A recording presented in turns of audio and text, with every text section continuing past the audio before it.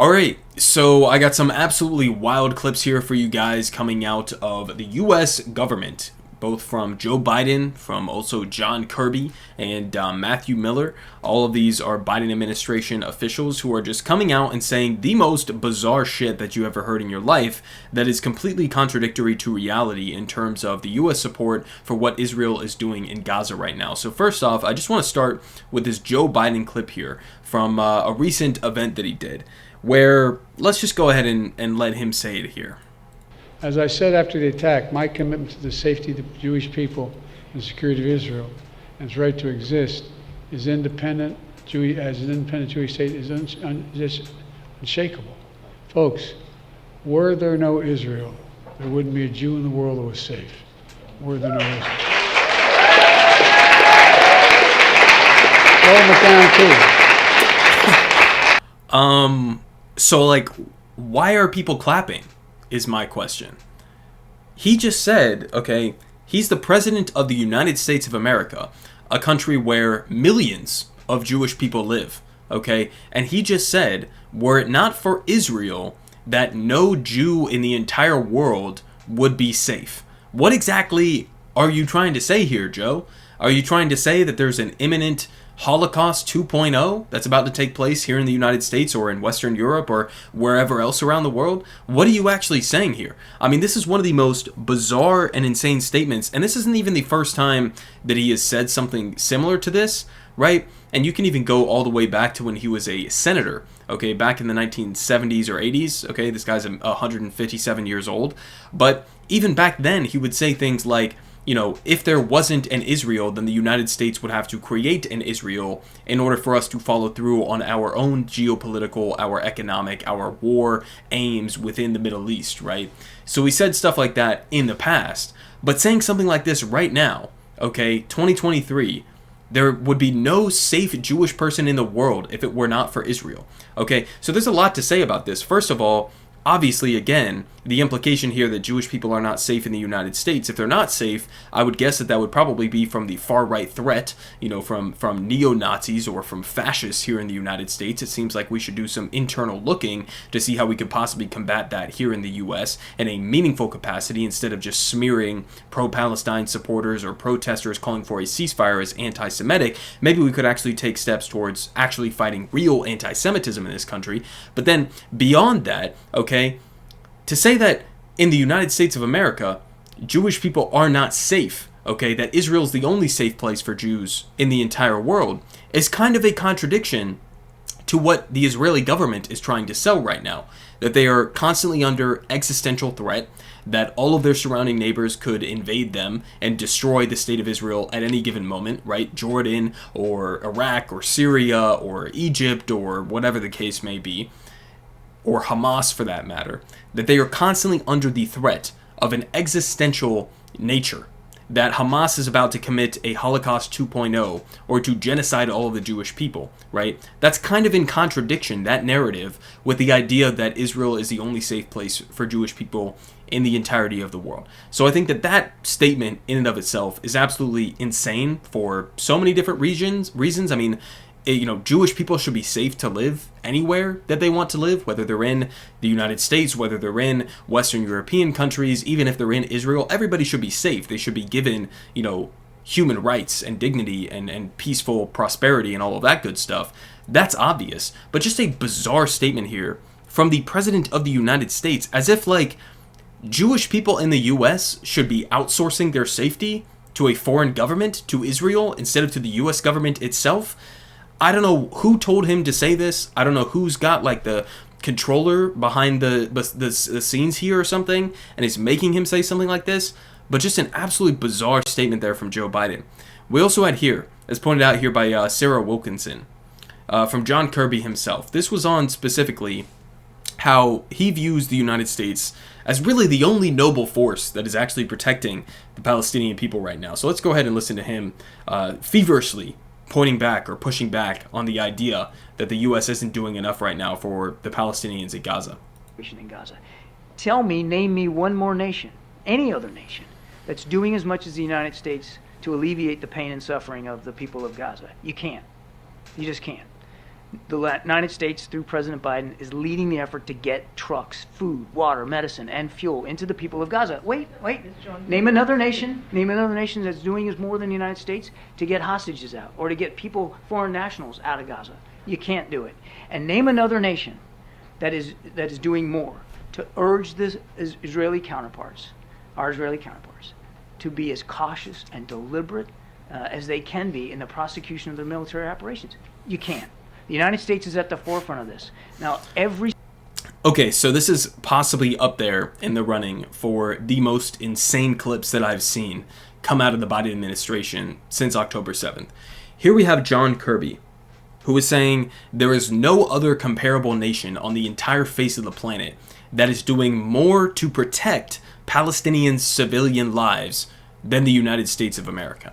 This is the same United States of America, mind you, that just disregarded some of the rules in place for financing war overseas to transport tank ammunition to Israel. The Biden administration actually declared an emergency in order to get this aid facilitated. This is the same Biden administration that is trying to force through billions of dollars in additional military aid to Israel amid their genocidal campaign in Gaza.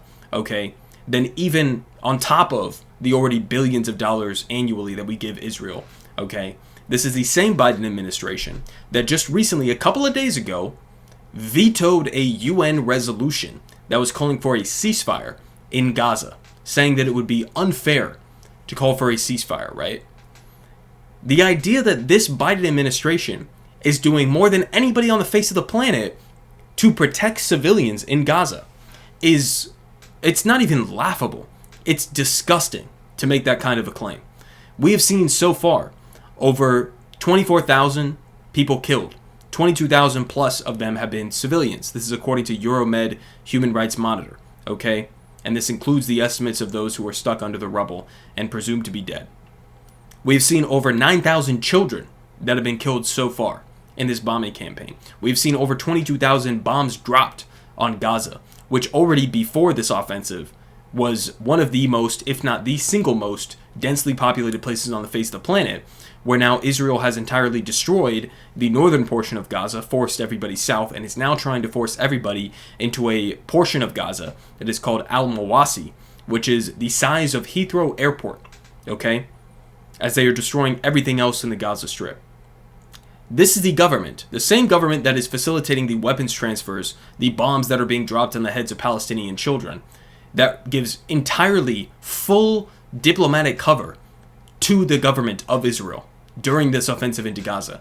This is the government that is claiming to be doing more than any other government in the world to protect Palestinians, to urge the Israelis to not kill as many Palestinian civilians. I mean, this is just gaslighting in the most extreme form that you could possibly imagine it, right? We also have this clip here from the same guy, John Kirby, the National Security Coordinator, okay, here in Washington, D.C. Let's go ahead and watch this clip as well, because this was equally as insane. It is not the Israeli Defense Forces strategy to kill innocent people. It's happening, I admit that. Each one's a tragedy, but it's not like the Israelis are sitting around every morning and saying, hey, how many more civilians can we kill today? Let's go bomb a school or a hospital or a residential building and cause civilian casualties. They're not doing that. They're trying to go after Hamas, and it's a very difficult task. When Hamas, oh by the way, in addition to deliberately slaughtering people, is deliberately hiding themselves in residential buildings, in hospitals, in tunnels, putting the innocent people of Gaza directly in the crossfire. Okay, so again, so much to say about this. First of all, we have seen the numbers. Now, granted, not all of this is 100% verified and checked by independent sources at this point. But based on what we know so far, the numbers indicate that Hamas had a lower civilian casualty ratio or proportion on October 7th than Israel has had since October 7th in their offensive into Gaza. Okay, now that's not to whitewash some of the atrocities that Hamas did commit, the war crimes that Hamas did commit on October 7th. That's verifiable. They killed civilians, right? That's inexcusable, obviously. But to then turn around and to say that it is not Israeli policy to kill innocent people within Gaza, to kill innocent Palestinian people, if you look at the estimates here, right? Now, feel free to fact check me on this, right? The lower end of the estimate that I've seen from Israeli sources directly is about 61% civilians killed so far. Okay, civilians to combatants, 61%. The higher end that I have seen is about 90% civilians killed.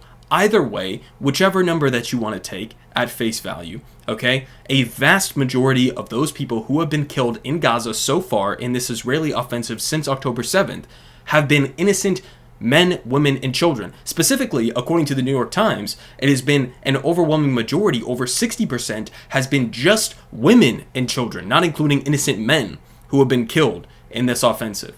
So the idea that it is not a matter of Israeli policy to kill, Palestinian civilians, okay, you have two options on the table here at this point, if that's your logic. Number one is that Israel is the single most incompetent military in the last 2 centuries. Because keep in mind, we've done the data comparison to the 20th century warfare. You compare it to World War II, World War I, the Vietnam War, the Korean War. Israel has killed proportionately more civilians in the last 2 months than any of those wars.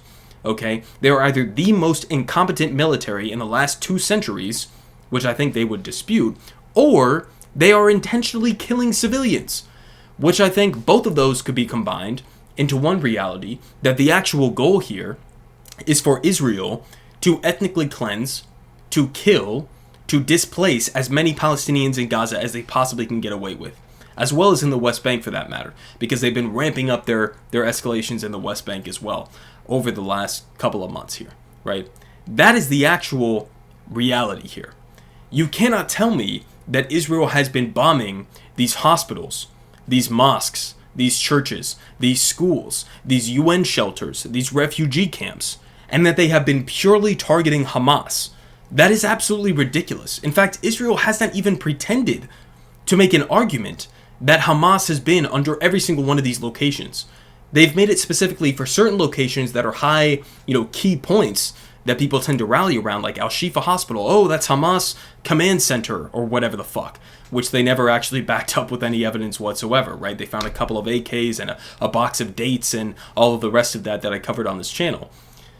But they have not even pretended to operate under the idea that everywhere they're striking, there must be Hamas infrastructure there. There must be Hamas militants there. This is an inevitable part of fighting. No, and not even just that.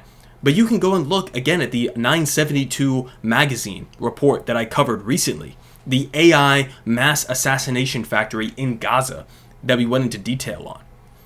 There is an explicitly stated Israeli government or Israeli military policy that is in place right now to try to terror bomb the people in Gaza into submission to the point where they will feel so brutalized, where they will be starving and dehydrated, to the point where they were then, in a hypothetical Israeli view, rise up against Hamas.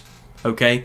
That's their strategy, is to indiscriminately bomb the Palestinian population in Gaza into submission, to make it unlivable, and to make it so absurd to the point where, in their view, maybe they will rise up against Hamas, and then we can displace Hamas leadership inside Gaza.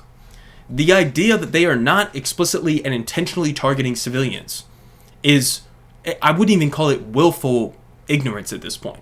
I would call it intentionally malicious at this point. This is the United States government, the only major government in the entirety of the world that recently voted against a ceasefire in Gaza at the United Nations Security Resolution, right? This is the only major government in the world that has this position. Everybody else understands what the actual reality is of what is happening right now. But the United States views Israel and their geopolitical importance for the United States government as being above the lives of innocent Palestinian men, women, and children.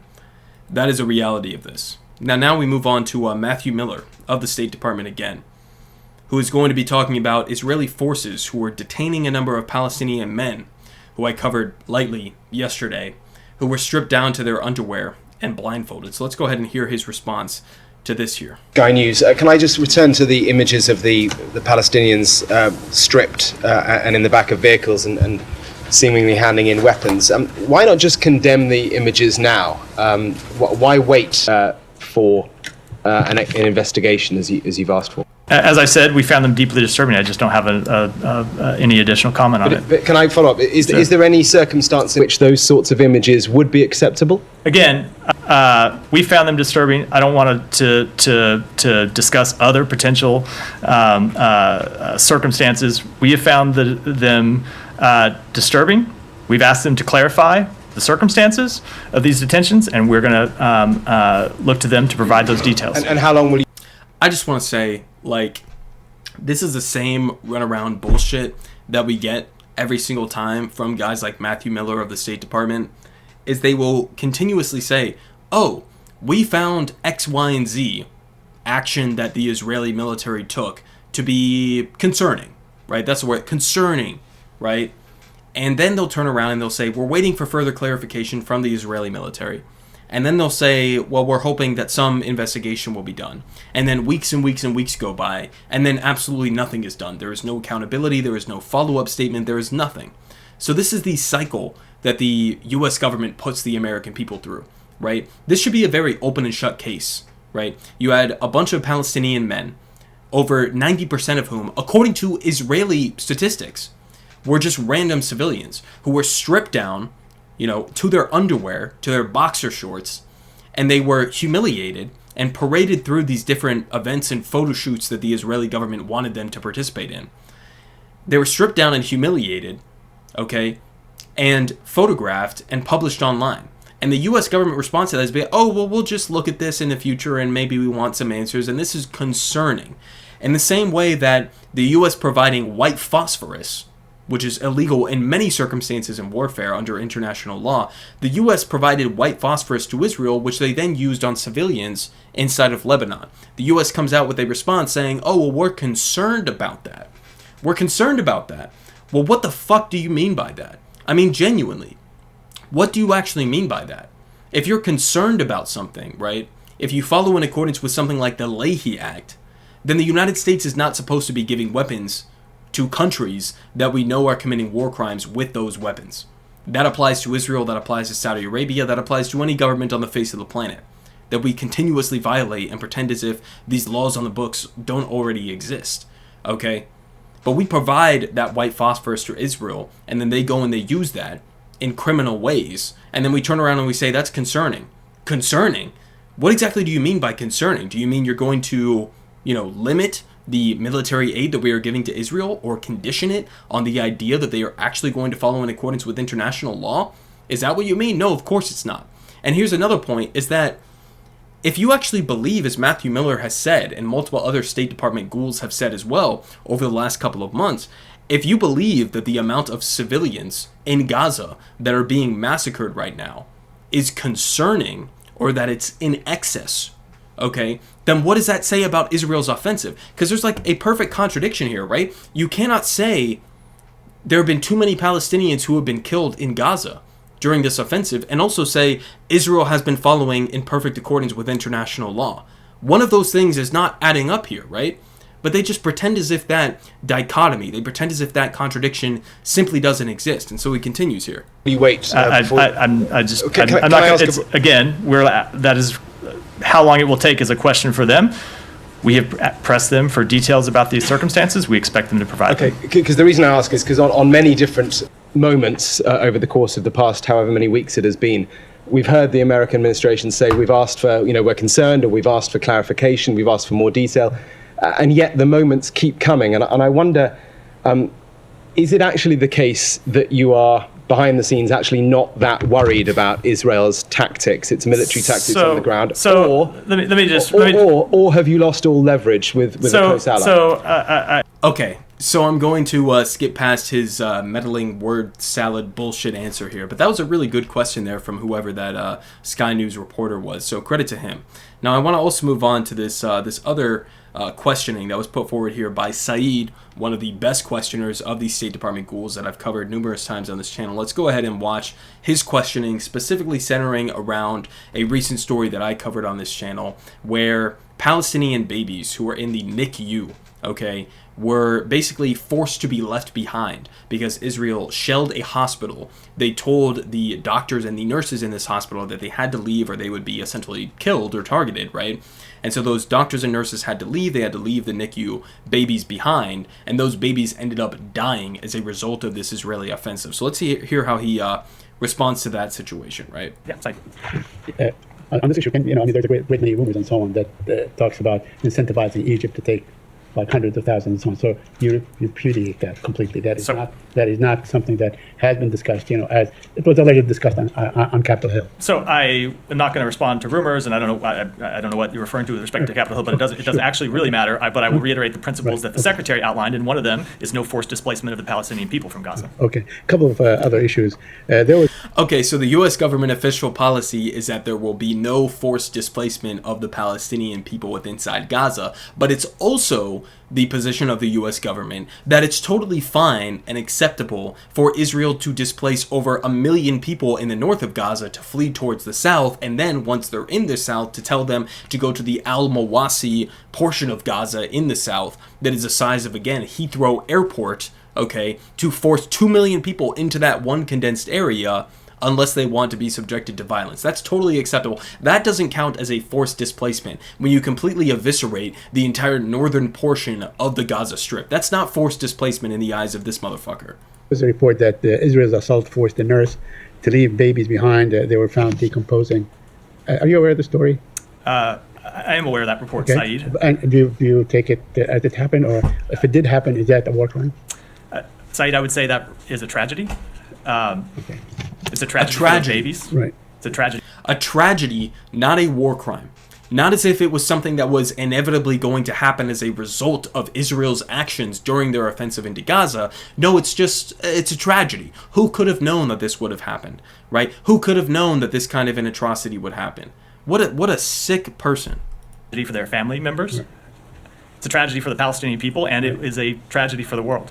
Okay. And it is why we have made clear that far too many Palestinians have been killed in this conflict, and that, of course, includes far too many Palestinian children and, of course, Palestinian babies. And it is why we have taken every measure we could to speak loudly and clearly to the government of Israel that it needs to do everything it can to minimize civilian harm, and it's why we have worked to try and move humanitarian assistance in. And it is also why I will say we have said that Hamas should stop hiding its fighters in hospitals.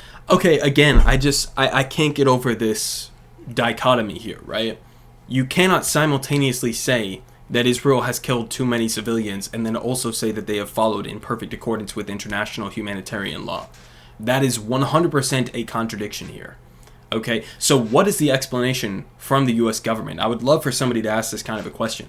What is the explanation from the U.S. government, from somebody like Matthew Miller, from somebody like John Kirby, as to how you in a completely contradictory way, say that Israel is following in accordance with international law based on all of our intelligence, based on all of our evidence, but simultaneously they're killing too many men, women, and children who are civilians? How does that add up? It doesn't add up. And you hear stories like this of NICU babies dying and decomposing in a hospital that Israel decided it was necessary for some fucking reason for them to take over, for them to siege, for them to raid, and then you somehow turn around and still have the same goddamn justification. Well, Hamas is hiding behind all of these civilians. Really? Were they? Do you have any evidence for that? Do you have any evidence that these NICU babies who died as a result of this Israeli offensive and who decomposed in real time as the doctors and nurses were forced out and were not able to take care of these babies, do you have any actual provided evidence that there was Hamas hiding behind these babies? Is that what we're saying here?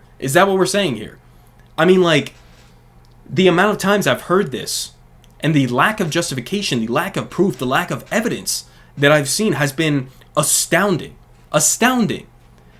Think about the dichotomy between how they analyze what Russia is doing in Ukraine and those horrific atrocities, right?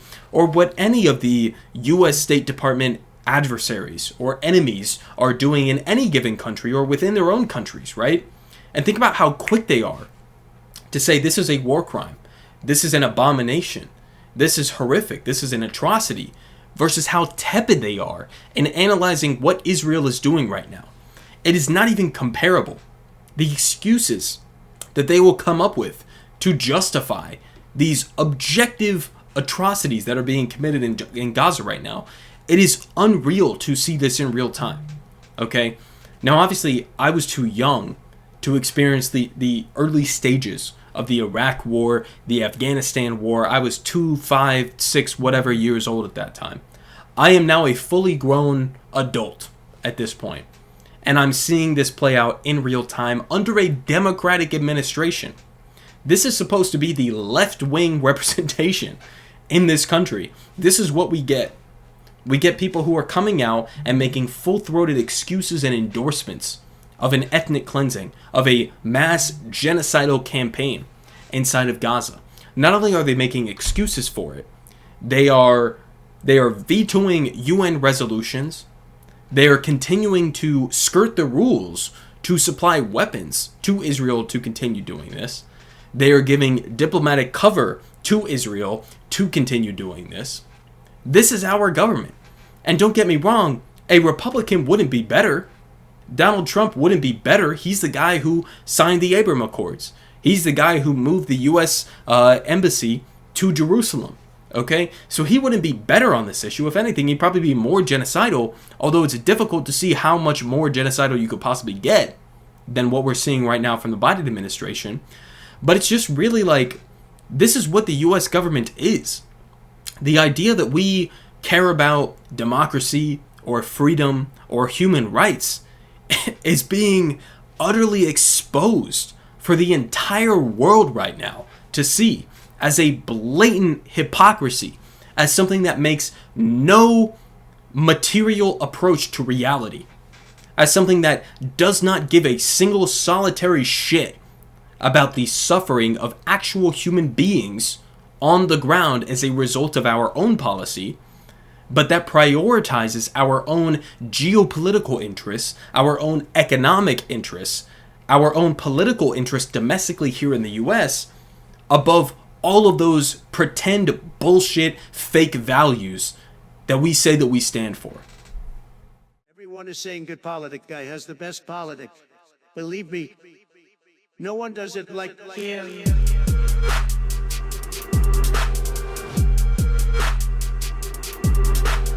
Believe me,